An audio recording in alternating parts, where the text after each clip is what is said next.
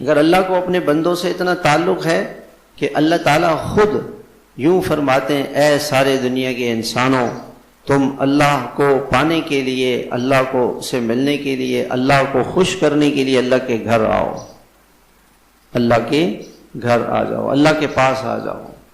اللہ کو پانے کے لیے، اللہ سے ملنے کے لیے آ جاؤ، اللہ کے پاس آ جاؤ، یہ اللہ تعالیٰ نے فرمایا ہے۔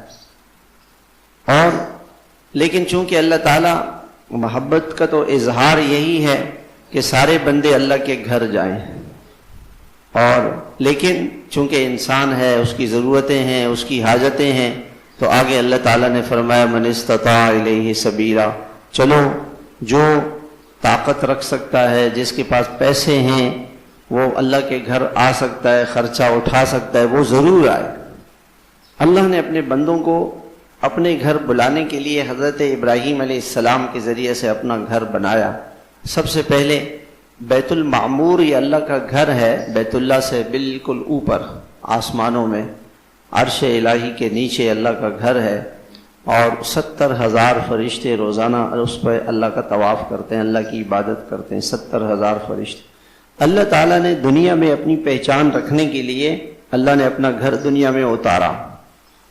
خود فرشتوں کے ذریعے سے اس کو لایا گیا، یا حضرت آدم علیہ السلام نے بنایا، پھر حضرت نوح علیہ السلام کی طوفان میں اس کو اٹھا لیا، پھر حضرت ابراہیم علیہ السلام کے ذریعے سے اس گھر کو دوبارہ بنایا،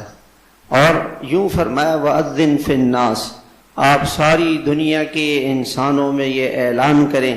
کہ آؤ اللہ کے گھر آؤ۔ یہاں بھی اللہ نے نہیں فرمایا وَأَذِّن فِي الْمُؤْمِنِينَ، ایمان والوں سے کہو کہ وہ اللہ کے گھر آئیں۔ اللہ تو ہر بندے سے تعلق ہے، اللہ تو اپنے ہر بندے کو چاہتا ہے کہ وہ اللہ کے گھر آئے،